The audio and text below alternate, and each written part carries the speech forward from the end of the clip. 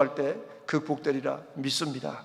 여러분 이 말씀을 꼭 마음속에 새겨주시기를 부탁을 드립니다.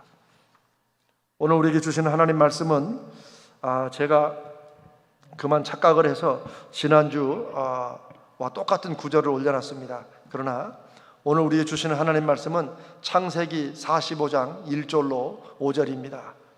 창세기 45장 1절로 5절. 요셉이 드디어 꿈을 이루고 그 형들과 재회하는 참 눈물겨운 그런 장면입니다. 그러나 눈물겨울 뿐 아니라 하나님의 성령이 말씀하시는 강력한 말씀이 이곳에 숨겨져 있습니다. 우리 함께 제가 우리 자막에도 나오니까 우리가 한번 한 목소리로 1절부터 5절까지 함께 읽겠습니다. 요셉이 시종하는 자들 앞에서 그 정을 억제하지 못하여 소리질러 모든 사람을 자기에게서 물러가라 하고 그 형제들에게 자기를 알리니 그때에 그와 함께한 다른 사람이 없었더라. 요셉이 큰 소리로 우니 애굽 사람에게 들리며 바로의 궁중에 들리더라. 요셉이 그 형들에게 이르되 나는 요셉이라. 내 아버지께서 아직 살아 계시나이까. 형들이 그 앞에서 놀라서 대답하지 못하더라. 요셉이 형들에게 이르되 내게로 가까이 오소서.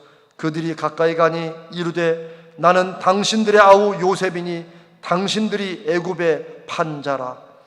당신들이 나를 이곳에 팔았다고 해서 근심하지 마소서. 한탄하지 마소서. 하나님이 생명을 구원하시려고 나를 당신들보다 먼저 보내셨나이다. 아멘. 아멘.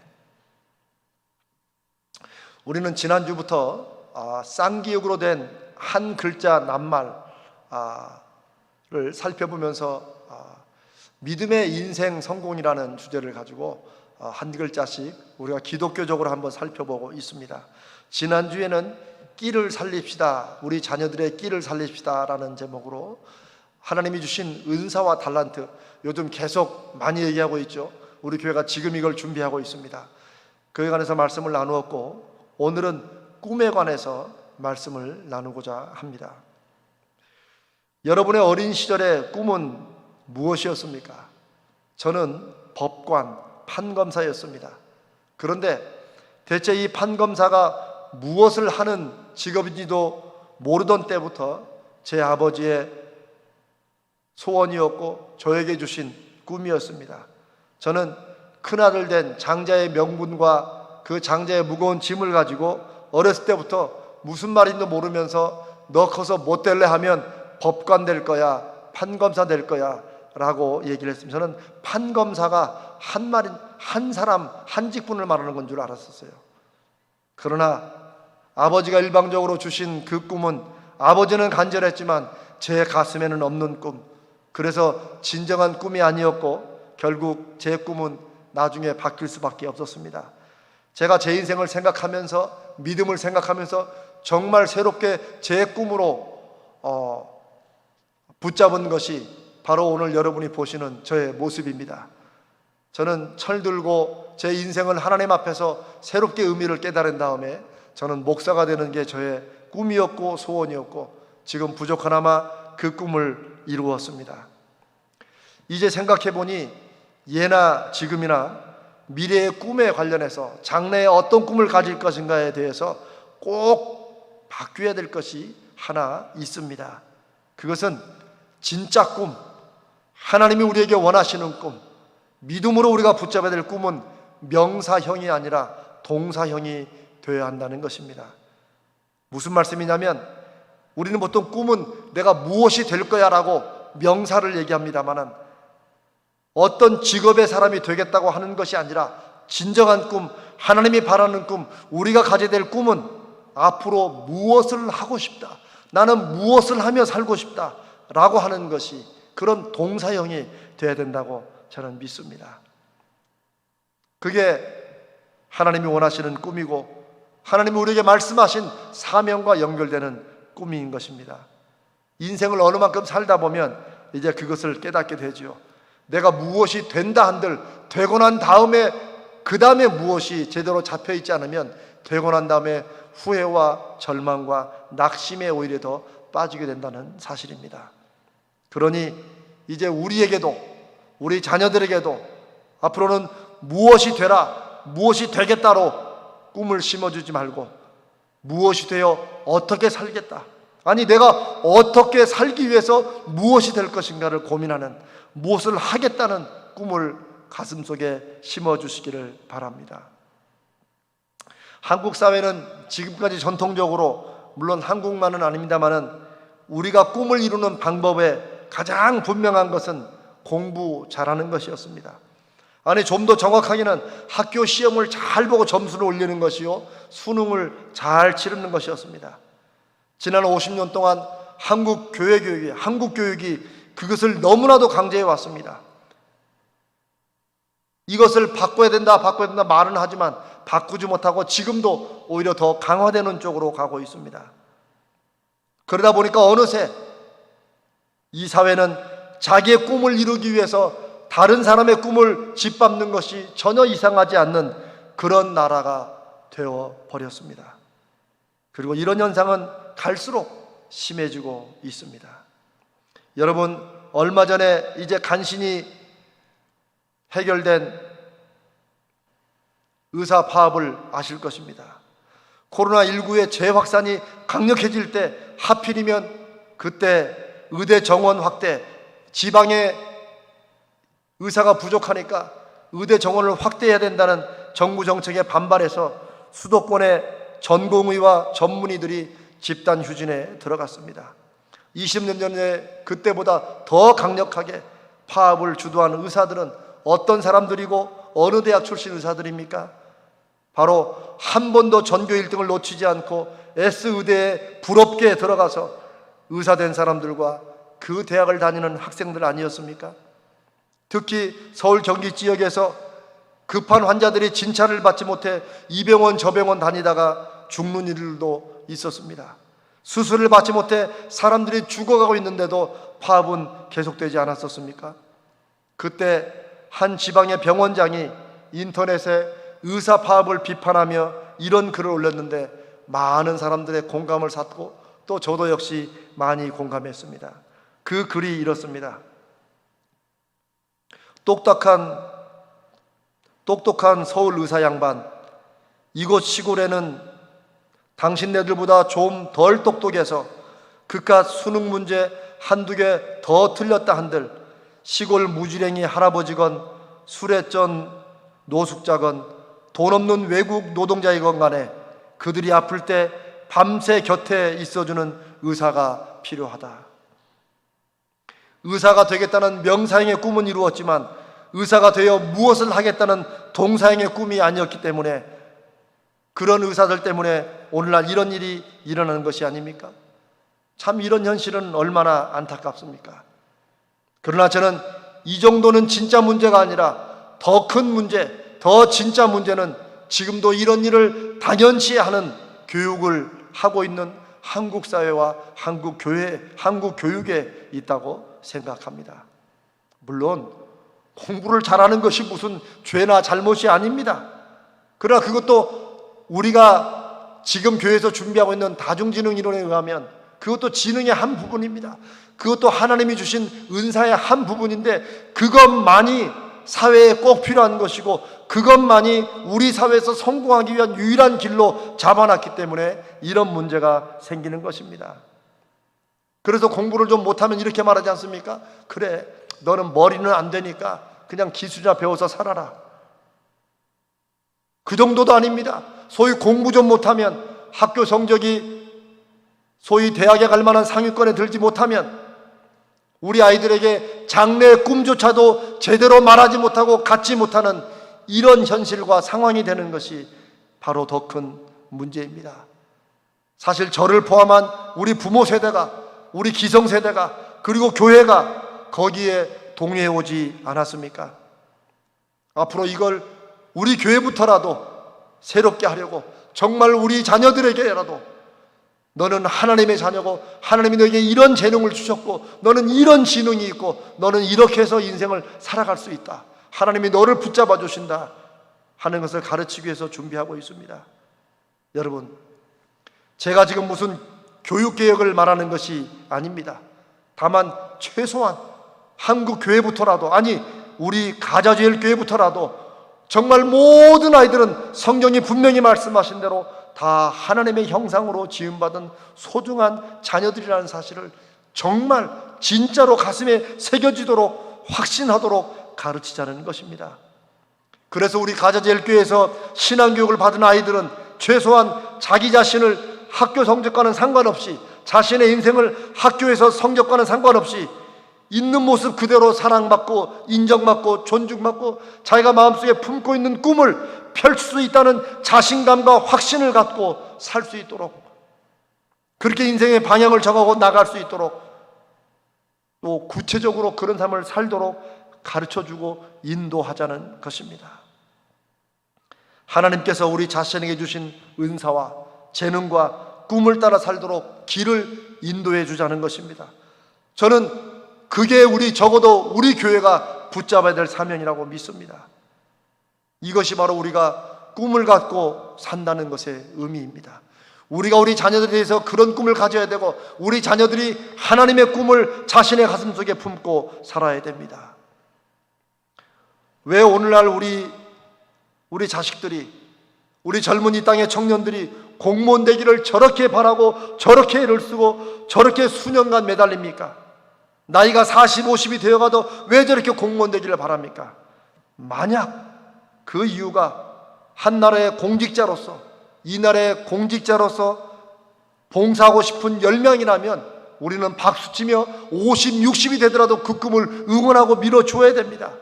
왜냐하면 꿈은 명사가 아니라 동사가 되어야 되기 때문입니다.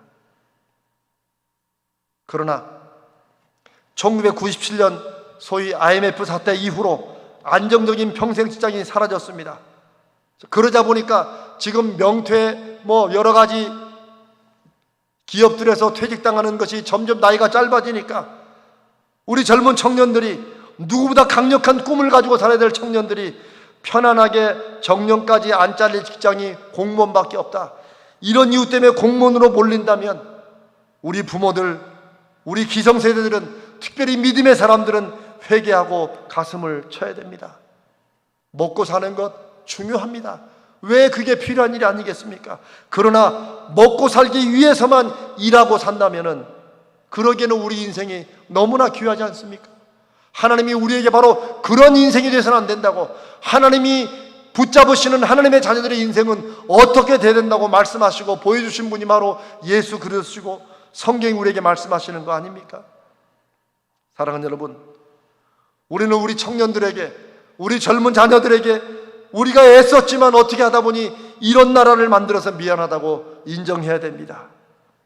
우리 기성세대는 젊은 세대들에게, 그들에게 꿈을 꿀 수 없는 세상을 만들어서 미안하다고, 꿈대로 살면 어렵다는 것을 그들이 이 세상에서 절감하게 만들어서 미안하다고, 그들의 가슴에서 꿈을 빼앗아가서 미안하다고 사죄해야 됩니다. 그리고 다시 함께 자신의 꿈과 재능을 마음껏 품고 발휘할 수 있는 그런 나라와 그런 사회가 되도록 힘써야 됩니다. 그 일을 다른 데는 안 할지라도 우리 가자제일교부터 하자는 것입니다. 이것을 사명으로 느끼는 우리 교회가 먼저 앞장서면 하나님이 일하실 것입니다. 우리가 다 할 수 있다고 저는 믿지 않습니다. 그러나 하나님이 이 시대를 보시며 그런 아픈 마음을 갖고 계시는 것을 저는 알고 믿기 때문에 하나님이 우리 교회가 앞장서면 하나님이 우리를 통해서 일하실 것을 믿습니다.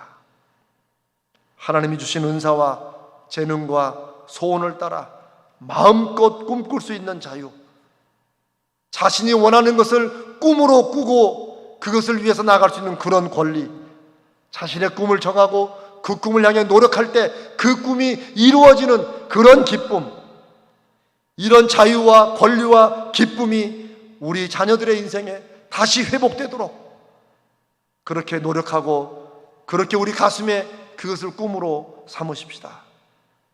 저는 그러기 위해서는 우리의 꿈은 하나님의 꿈으로 연결되어야 된다고 믿습니다. 우리 부모 세대의 꿈이 하나님의 꿈으로 연결되어야 되고 하나님의 꿈이 우리의 꿈이 되어야 됩니다. 우리 자녀 세대들에게 그들의 꿈이 그들의 인생에 꼭 하고 싶은 그 일이 하나님을 통하여 이루어지고 하나님이 그들 안에 주시는 은사와 재능으로 연결되도록 발견해야 됩니다. 오늘 우리가 함께 읽은 본문은 요셉의 애굽의 총리가 된 다음에 어쩌면 정말 클라이막스 같은, 정말 절정 같은 그런 내용을 기록하고 있습니다. 요셉이 어렸을 때, 아직 가나안 땅에 살 때, 그 철없는 시절에 요셉이 가졌던 꿈, 그 꿈은 형들이 자기에게 절을 하는 꿈이었습니다. 심지어 아버지와 어머니도 자기에게 절을 하는 꿈이었습니다. 형들은 미워하고 시기했습니다. 그러나 그 꿈은, 결국 이집트의 총리가 되는 꿈은 사실은 요셉이 꾼 꿈이 아닙니다. 요셉이 바라는 것이 아니었어요. 하나님이 그 마음속에 주시고 그의 꿈속에 확인시켜 주신 것입니다. 그러나 그 꿈이 이루어지는 길은 우리가 알듯이 너무나도 멀고 험했습니다. 상상을 초월하는 시련과 고통과 시련의 터널을 통과해야 했습니다. 정말 요셉처럼 우리가 산다면, 요셉이 노예로 팔려오고 또 요셉의 감옥에 갇힌 그런 삶을 실제 우리 삶에 적용한다면 이렇게 살아서 무엇하나 싶은 그런 참혹한 일을 요셉은 겪어야 했습니다. 꿈 때문입니다. 누가 노예로 팔려온 히브리 노예 요셉이 이집트의 바로 밑에 총리가 될 것이라고 짐작이나 했겠습니까? 그러나 하나님은 하나님의 백성의 가슴 속에 어떤 꿈을 심어주시면 하나님이 그 꿈을 반드시 이루어 가십니다. 우리가 그 꿈을 잊지 않고 가슴에 그 꿈을 새겨놓고 붙잡고 있는 한 우리의 힘과 능력이 아니고 하나님이 이루어 가심을 저는 말씀을 통해서 분명히 믿습니다. 그리고 놀라운 것은 꿈을 이루시는 하나님만의 그 계획을 요셉은 인생 가운데는 짐작도 못했는데 그 험난한 과정을 통과한, 정말 요셉이 자기 아들의 이름을 첫 번째 아들은 므낫세라고 지었고 둘째 아들은 에브라임이라고 지었습니다. 므낫세는 하나님께서 내 아버지 집에 있는 모든 일을 잊어버리게 하셨다. 그 다음에 에브라임은 하나님이 나의 고통과 시련 가운데 열매를 주셨다고 하는 뜻입니다. 그 아들의 이름들 중에 담긴 요셉의 고난과 시련이 얼마나 컸는지, 그리고 그것을 어떻게 믿음으로 이겨내려고자 애썼는지를 여러분은 짐작하실 것입니다. 그리고 놀라운 것은 요셉이 그 하나님이 주신 꿈, 하나님이 그 꿈을 이루기 위해서 어떤 과정을 이끌어 오셨는지를 요셉이 믿음으로 받아들였다는 사실입니다. 우리가 오늘 읽은 본문의 부분이 바로 그런 부분입니다. 사실 저는 못된 저 자신을 생각해 봅니다. 내가 정말 우리 식구나 형들에게 우리 가족에 팔려가지고 노예로 갔다가 내가 뭔가 잘 됐더라면 인간적으로 내가 이렇게 형들에게 할까 싶습니다. 요셉이 총리가 되어 형들을 만난 자리에서 자기에게 무릎을 꿇는 그 장면에서 요셉은 드디어 하나님의 꿈이 이루어진 것을 발견하게 됩니다. 그런데 인간적으로 하나님의 그 뜻과 꿈을 생각하지 못했다면 요셉은 이렇게 말했을 것입니다. 아마 저는 이렇게 말할 겁니다. 당신들이 나를 어떻게 팔 수 있느냐? 어떻게 가족끼리 그런 모진 일을 할 수 있느냐? 당신은 나를 그렇게까지 팔아먹고 고생시켰지만 봐라, 나는 이렇게 당당하게 성공해서 지금 당신들이 내 앞에 무릎을 꿇지 않느냐? 이제 인생의 맛 좀 봐라 하면서 평생 형들과 인연을 끊든지 아니면 그들을 가난으로 쫓아버리든지 아니면 괴롭힐 수도 있었습니다. 그만큼 요셉이 겪은 시련은 참혹하고 혹독했습니다. 그러나 우리가 아는 요셉은 자신의 인생이 자신의 인생만으로 끝나지 않는다는 사실을 깨닫고 발견했습니다. 그게 믿음입니다. 저와 여러분의 인생이 우리가 생각하는 이것으로만 끝나지 않는다는 것을 믿는 믿음이 하나님이 주신 믿음입니다. 우리가 이 땅에 살지만 우리는 하늘을 바라보고 사는 사람입니다. 이 땅에 최선을 다해 살지만 이 땅으로 인생이 끝나는 것이 아니라 영원한 삶이 있다는 것을 우리는 알고 확신하는 사람들 아닙니까? 요셉은 더 크고 더 높고 더 깊은 모든 것을 한눈에 보는 하나님의 눈으로 자신의 인생을 바라봅니다. 역사 속에서, 자신의 구체적인 그 시련 속에서 하나님의 뜻과 계획을 믿음으로 받아들입니다. 그게 5절의 고백입니다. 당신들이 나를 이곳에 팔았으므로 근심하지 마소서, 한탄하지 마소서. 하나님이 생명을 구원하시려고, 즉 자기들과 모든 12 형제들의 그 가족들을 하나님이 무슨 뜻인지 모르지만 그런 뜻이 계셔서 이곳으로 미리 흉년을 피해 오게 하시려고 나를 먼저 하나님이 이곳으로 보내셨다. 나를 당신들 앞서 보내셨나이다. 인간의 눈으로는 형들이 나를 이곳에 판 것입니다. 그러나 믿음의 눈으로 보니까 요셉은 하나님이 그 형들의 악함을 사용하셔서라도 요셉을 미리 이집트로 파견하신 것으로, 미리 준비시킨 것으로 요셉은 받아들였던 것입니다. 얼마나 놀라운 믿음입니까? 이게 믿음입니다. 이게 하나님이 우리 가슴 속에 품으라고 하시는 말씀의 지혜요, 말씀의 비전이고 믿음의 눈으로 눈을 열라는 뜻입니다. 그리고 이것이 하나님의 꿈을 자신의 꿈과 연결시킨 사람만이 할 수 있는 인생 고백이요, 믿음의 고백입니다. 바로 이것이 내 꿈은 하나님의 꿈 안에서 이루어진다고 하는 것을 믿을 때 이런 눈으로 인생을 볼 수 있습니다. 우리가 오늘 설교를 마치고 544장을 찬송하려고 하는데 2절 가사 뒷부분에 나의 품은 뜻 주의 뜻같이 되게 하여 주소서라는 구절이 있습니다. 저는 이 구절을 참 많이 생각합니다. 그리고 참 많이 부르기도 합니다. 원래 영어로 된 이 가사는 Let my will be lost in yours.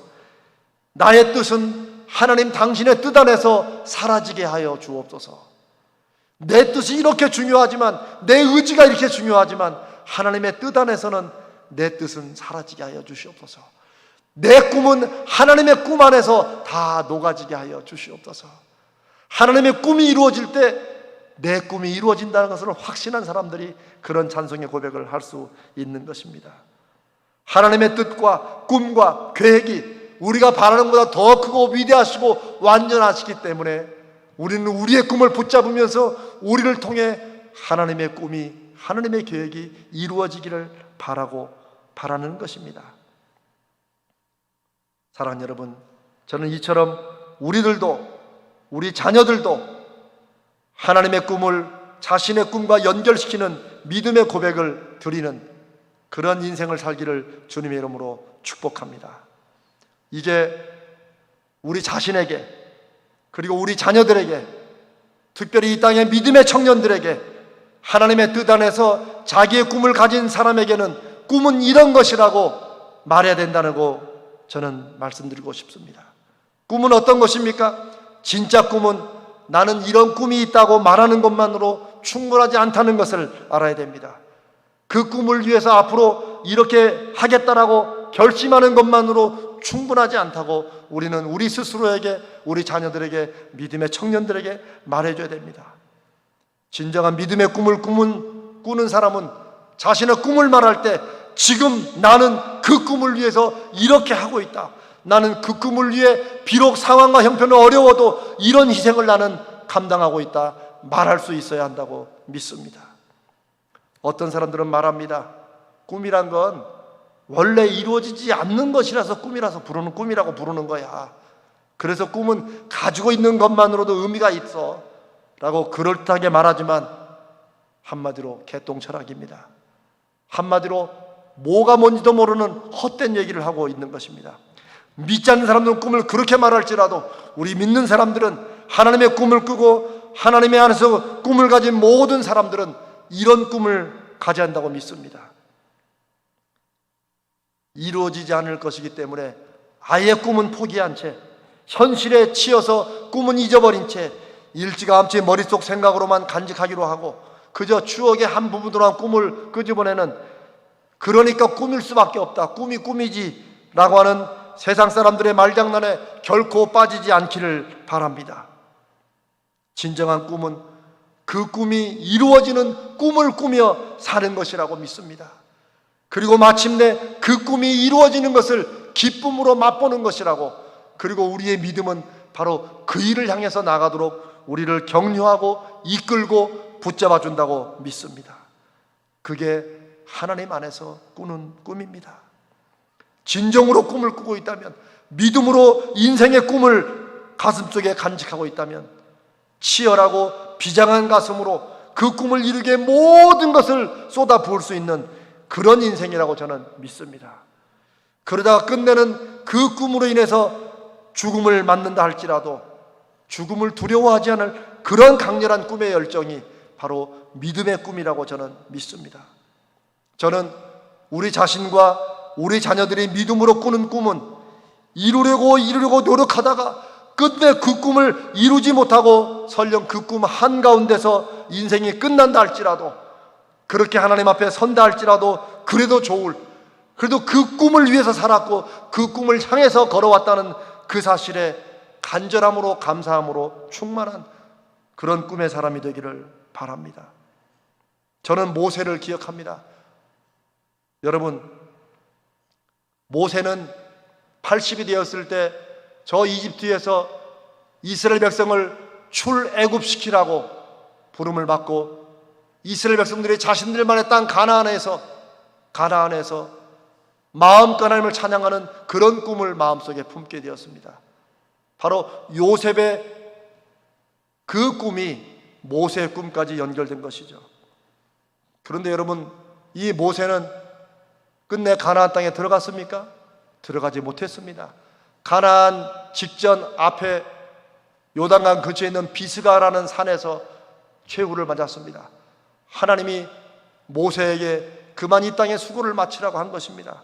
그러면 모세는 안타까워했을까요? 우리가 모세를 보면서 자신의 꿈을 끝내 이루지 못한 실패자라고 말할까요?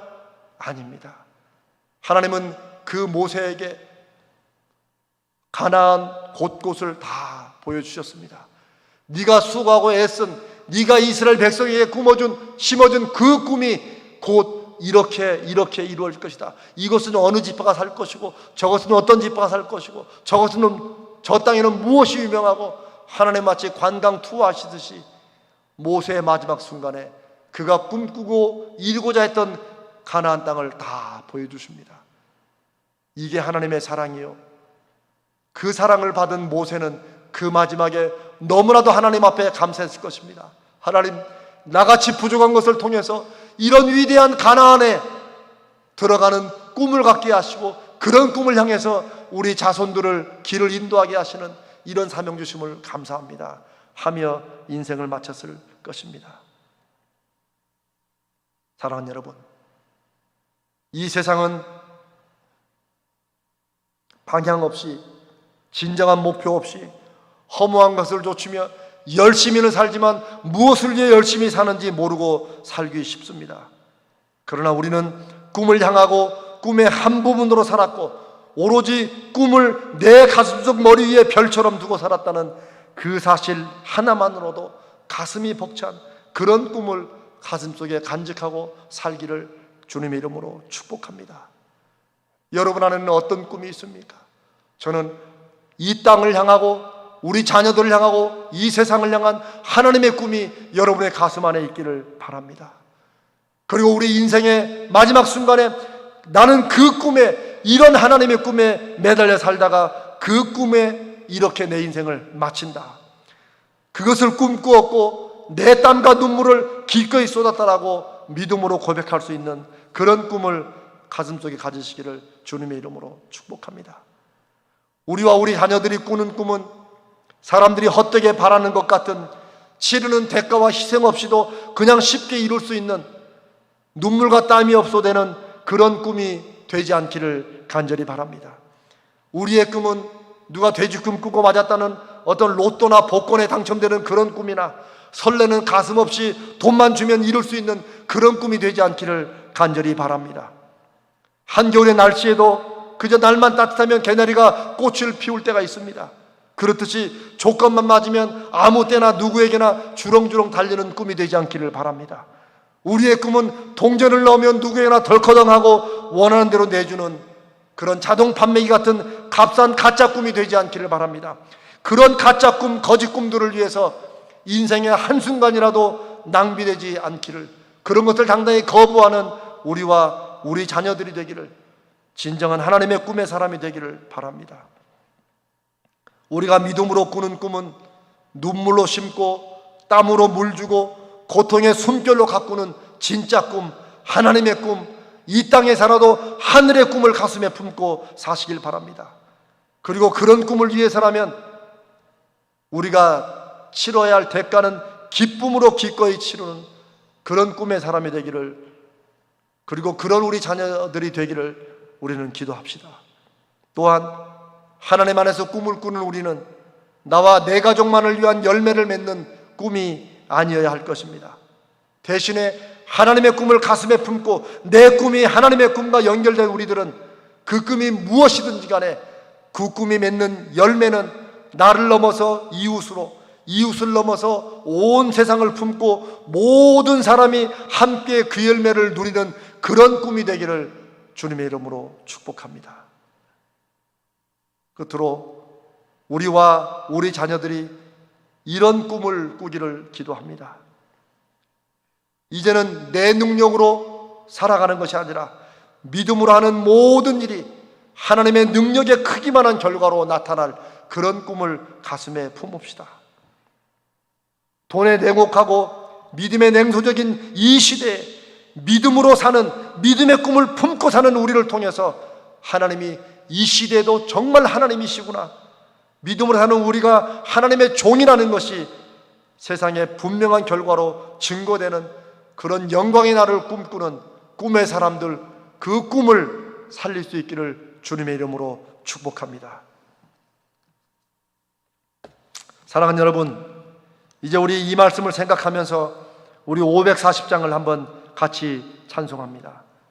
제가 아까 설교 중에 말씀을 나눴듯이 저는 2절의 한 부분에 나의 품은 뜻 주의 뜻같이 되게 해 주옵소서, 나의 품은 꿈 주의 꿈같이 되게 하여 주옵소서, 이렇게 가사를 좀 바꿔서 불러도 좋을 것 같습니다. 우리 사랑하는 자녀들, 아까 제가 2부에 같이 예배를 드릴 수 있으면 드리자고 했죠. 우리가 이 찬송 부른 후에 우리 같이 기도할 것입니다. 우리 한번